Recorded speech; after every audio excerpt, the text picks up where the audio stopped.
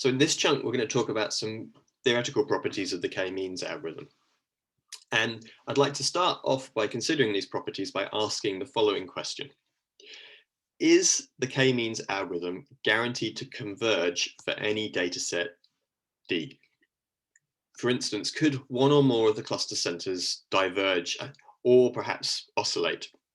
So what I mean by that is, as you run the assignment step of the k-means algorithm, so the assignment step, as you remember, just says for each data point, assign it to the nearest cluster center according to Euclidean distance in this case. And then we run the update step, which says for each cluster, just take the mean of the points allocated to it, and that will be your new cluster center. As we run these two update steps, could the cluster centers diverge off to infinity? I think that's probably intuitively quite hard to see how that could happen, because you're always constructing means of data points. And so the cluster centers should sort of stay close to the data. They can't go off to infinity unless a data point's at infinity. But perhaps more problematically, they might oscillate conceivably. You know, it's possible, at least conceptually, to think that the cluster means might slowly rotate from one cluster to another, or flip-flop backwards and forwards from one cluster to another. And we would really like to rule that out, because it would be kind of an unsatisfactory algorithm if the thing oscillated. For instance, it wouldn't converge. The allocations of data points to clusters wouldn't be fixed, and so our convergence criteria wouldn't be met. So I think this is kind of a hard question to ask off the bat, although we might have some intuitions about it, like the ones I've just talked through. So I'd like to give you sort of one more intuition to maybe provide a slight way into answering this question. And the intuition is as follows. I want you to think about the following sort of physicsy problem. Okay, which will turn out to be closely related to the k-means algorithm. And the physicsy problem I want you to think about is the following. Imagine that we've just run our assignment steps. So we've got this new assignment of data points to clusters. So all the blue points belong to the blue cluster, for instance. And now what I want us to focus on is this update step down here. And in particular, I want to think about the following physical analogy. So I want to take your cluster center. Here we'll just focus on cluster number 2, the blue cluster. And I want you to imagine hooking up each data point in that cluster via a little spring to the cluster center. And the springs will all be the same with the same spring constant. Okay. So here we go. I haven't got room to show all of them, but we're going to hook up all of this cluster to its cluster center via a spring. So between each data point and the cluster center, there'll be a spring, and similarly for this one, and the same for the cluster at the bottom. Okay, but we can just focus on this middle cluster without loss of generality. And what I want to think about is, where would the cluster center move to minimize the potential energy in the springs? Okay, so I want you to take 30 seconds to think about moving around that cluster center, and at some point there'll be a position in X space where we can put that cluster center and it will minimize the potential energy in the springs, and see if we can think about when that might happen and how that might relate to the k-means algorithm.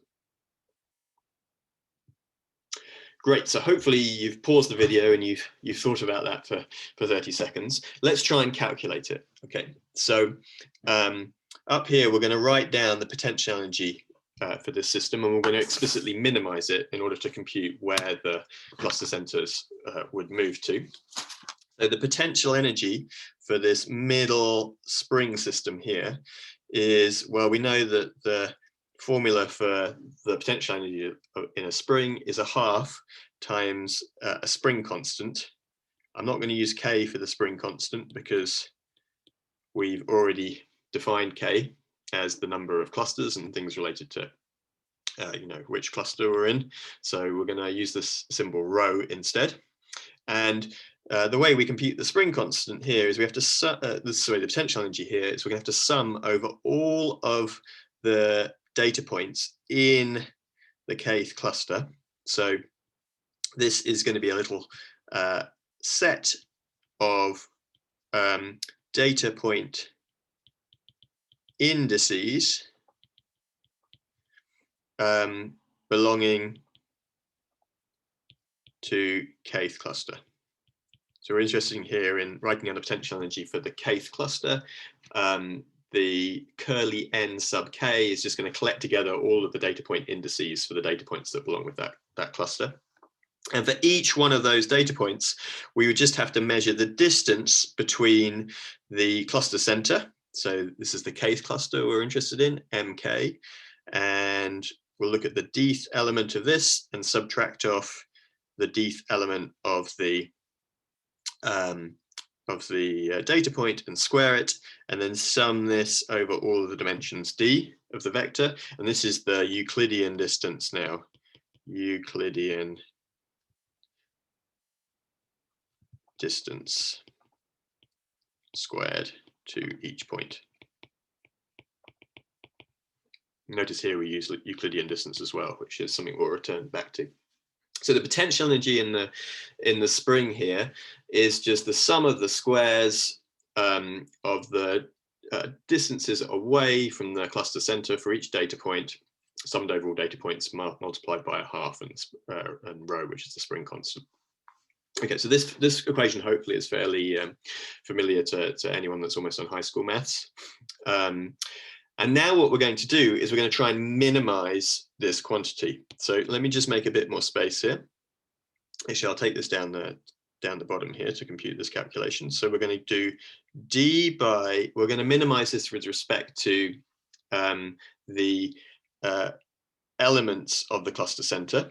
So we're going to optimize this with respect to the cluster center. That's the same as wiggling it around in space. So I have to take the derivatives, and I'll take derivatives with respect to the dth element of the cluster center. Personally, I like using index notation to do all this. You can do vector derivatives as well. This applies to other parts of the course as well. I find with index notation, I tend not to make mistakes, but if you want to do the vector derivatives right off the bat, remember those identities or derive those identities from scratch, that's fine too. So here we go. We're going to take our derivative of the potential energy here. And that turns out not to be too difficult. So what we'll do is we'll get this factor of 2 coming down at the top here, and it will cancel with this 2 in here. And then the power will get reduced by 1 factor, like high school calculus here. So we end up with derivative of the potential energy looks like sum over all of the data points belonging to that cluster, so all of the n in the set nk, times our spring constant, and then we'll pick out the element in this sum.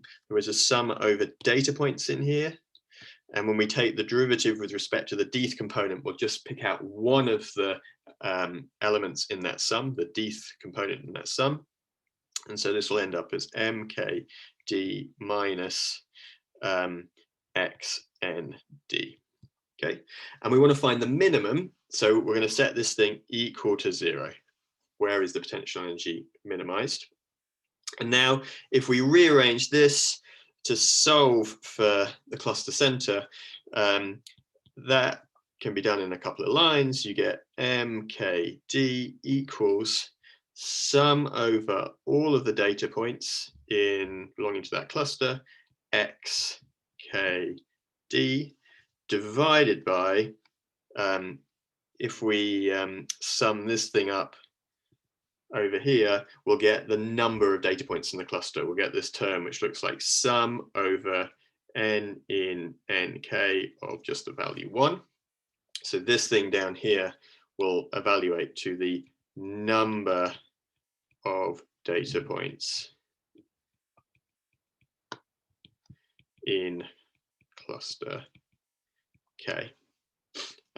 So in other words, this thing is equal to the mean of the xn's such that they were allocated to cluster K, which is exactly the assignment update, so the update formula in the k-means algorithm. So taking a step back for a minute, we can imagine the update step of the k-means algorithm as moving the cluster center in such a way that were all the data points connected up to that cluster center by a little spring, it would minimize the potential energy in that spring. This is kind of useful. It's the first step towards coming up with an interpretation of the algorithm as operating on energies and carrying out steps to reduce that energy or minimize the energy at each step. And so it's starting to connect k-means to ideas like optimization, and energies we know have to be positive and they have minima in them. So we can start to sort of maybe construct an energy function for the k-means algorithm itself, which the k-means algorithm, you can view it as iteratively minimizing. In order to do that, we need to also extend our energetic interpretation to this other step, the assignment step. And so I want to spend a few minutes talking about that and how we can also see this as minimizing this sort of a potential energy between springs. Okay, so to do that, let me just insert another page in here. So in the assignment step, let's just imagine a very simple version of the assignment step where we have a data point and our data point is in the middle here. And we want to allocate it to one of two potential cluster centers. So we're considering a really simple problem where we've got one data point and we're just going to consider either allocating it to a cluster center over here or a cluster center over here. So here's M1, here's cluster center M2. Okay, and the question is, which one should we assign it to? Should we hook up so in our spring analogy, assigning data points to clusters means either hook up a spring to the first cluster or hook up a spring to the second cluster. So we can sort of diagrammatically represent that as either hook up the spring over here or, redrawing this below into the other configuration, hook up a spring here. So this guy over here. And I think, as this should make obvious, that if you hook up the spring to the cluster which is closest, that's going to minimize a half rho times the x n k minus m k d. Sorry, this is x n d. D is dimension here. This one is going to minimize this potential energy, okay, because you're assigning the data point to the one which is closest in a Euclidean sense. This is going to have higher potential energy. So taking a step back, that means we can view the k-means algorithm as an optimization algorithm. It's playing a little game where it has to hook up each data point to a cluster center, and it will calculate the potential energy in each one of those springs. Every data point has a spring, so you sum up the energy over all of the data points, and then each step in the k-means algorithm will be minimizing the potential energy in that little mechanical system. The update steps will move the spring centers to the minimum of the potential energy by taking the means over the associated data points. And then the assignment step, where you allocate data points to the closest cluster center, will be choosing the closest, i.e. least potential energy associated cluster center to hook the springs up to. So this is really good because of a couple of properties. Firstly, we know that the potential energy cannot go smaller than 0. Right, the minimum the potential energy can be is 0, and so this is actually going to help us in order to prove this convergence property. Sort of intuitively, each step of the algorithm is reducing the energy, and the energy cannot go below 0. At some point, we have to hit a local minimum, and at that point, the algorithm will converge because the steps can no longer find a better setting of the assignments or the cluster centers to reduce the energy further. In order to make that a little bit more concrete, I want to write this energy function out in a more compact way. It was a bit of a fiddle to do all this stuff where we had to keep sets around for which data point was allocated to which cluster. And so it turns out there's a really nice representation that we can write down to encode that, which doesn't involve these nasty sets, and it involves the definition of another object which is a bit like the one-hot encoding you use in classification problems to make writing classification problems a bit easier. So let's just talk a little bit more about this new representation, and then we'll use it to rewrite the energy function that we've been talking about.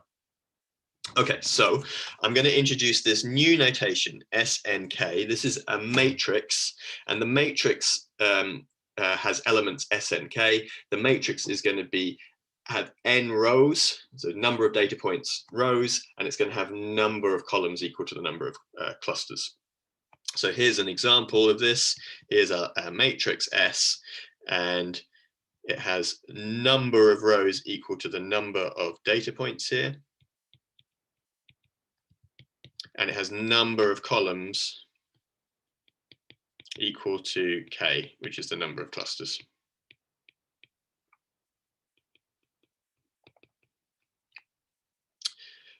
Great, okay. And the way that the representation is going to work, it's called a one-hot representation, as I talked about before. That's because every row is going to include in it just one, and the rest of the elements are going to be zeros. So the first row might look like this, and the second row might look like this, third row like this, for instance, and fourth row in this example looks like this. And the way to read the rows is really simple. If the first data point here, so this is the row belonging to the first data point, it didn't belong to the first cluster, it did belong to the second cluster, and so it didn't belong to the third cluster. So this is the same as S1 in our old representation was equal to 2. The first data point was assigned to cluster 2. The second data point was assigned to the first cluster and not to the second two clusters, therefore, so S2 is equal to 1. S3 is just the same, it's also assigned to the third data point was assigned to the first cluster, and S for the fourth data point was assigned to the fourth cluster in this example. Okay, so you'll notice that this thing is a simple matrix. It takes the value 1 in element S and K if data point N is assigned to cluster K. It's 0 otherwise. And note that if we sum along each row, then the rows sum up to 1. There must be 1, 1 in each row. Okay, so that's going to be the new representation, and it's going to turn out that this is going to do all this bookkeeping that these sets did for us before. It's going to keep track of which data point is assigned to each cluster. It clearly does that, but it's going to do it in a much more compact way. And in particular, our potential energy, it will turn out, can be written in this way now. So this is a really simple compact form. Notice we ditched the factors of a half, we've ditched the spring constant. They are arbitrary multiplicative factors that we're just going to get rid of. They were useful for making the connection to mechanical systems, but they're not something we're going to carry with us after this point. So in more detail, what's going on here? Well, what we'll do in this formulation is we can compute the Euclidean distance squared between each point and every single cluster mean. And then we multiply it by our matrix here, which has binary values SNK. And the binary values intuitively are going to pick off all of the correct distances that we actually need, the ones that correspond to actual assigned points. And then we sum this over all clusters in order to pick out the elements essentially that we want. And then we sum this over all data points in order to compute the total potential energy for each system. So the potential energy up to multiplicative factors for each data point is here. So the data point N, this is the potential energy associated with it up to the factor of a half times the spring constant, and then we sum that up over n data points to get the total energy. We can also call this energy a cost. It's the cost that the k-means algorithm is minimizing. I'm not going to explicitly go through this in detail, but if you go through computing this cost, you'll see that the things line up. You can also compute the minima, both with respect to the MKs, and that will rederive the update step, and you'll be able to see intuitively how to update the S's by minimizing this cost as well, by assigning things to the closest data point, the closest cluster. So the result is that k-means essentially can be viewed as trying to minimize the cost function C with respect to the matrix S and the cluster centers MK, subject to the constraints that S must be a valid assignment matrix, i.e. it must have exactly 1, 1 in each row and take values which are either 0 or 1. And in this sense, we can view k-means as performing a coordinate ascent of this cost. So I can draw a little picture of this cost here. Let's zoom in a little bit. And this is a sort of a schematic of what's going on. The cost function can be at a high level viewed as a function of the matrix S, and on the left hand side it can be viewed, actually let's put the mean parameters on the bottom. Let's put the set of cluster means or cluster centers along the bottom here, and the matrix S along the side here. So we can view this cost as a function of those two objects. This is discrete, but I'm going to show this in a way where it looks continuous, and you can view the cost as, you know, having some contours that look a bit like this. So these are showing contours of constant cost, and the algorithm then is performing optimization of this cost in a coordinate ascent kind of way, in the sense that in the assignment step, it's carrying out an update in this vertical direction, maybe to here. This is where the optimum is on this vertical direction. It then carries out an update step that moves us in a horizontal direction, and then a assignment step which moves us in a vertical direction, until eventually we end up at a peak in the cost, a minimum in the cost, I should say. And notice what this diagram shows us is if we initialize at different points, we might converge to different local optima. So here's another initialization where we do assignment steps which optimize in this direction. Assignment optimizes in the vertical direction, and update optimizes in the horizontal direction. So notice that in this case, we've dropped into another local optima. So there can be multiple optima. However, what is good is because we have defined this energy function, and because it is bounded, it cannot go below 0. That means that our k-means problem is guaranteed to converge. There's more detailed theory than the intuitive explanation I've given here, but essentially the Lyapunov theory shows that k-means would converge. So we don't have to be worried that our termination condition is not going to be met. It's always going to be met. However, in general, finding the global optimum of the cost is what's called a hard problem in computer science. It's an NP hard problem. So that means there are not efficient algorithms for solving it, and there are in general multiple local optima. So the picture you should have in your head is rather like this. The costs can have different optima, and depending on how you initialize, you will end up with potentially different clustering solutions. Good, so that's what I want to finish this little chunk with. In the next chunk, we're going to be talking about some problems that the k-means algorithm has. And partially they'll be related to this ideas that there could be multiple different local optima of the clustering objective function C.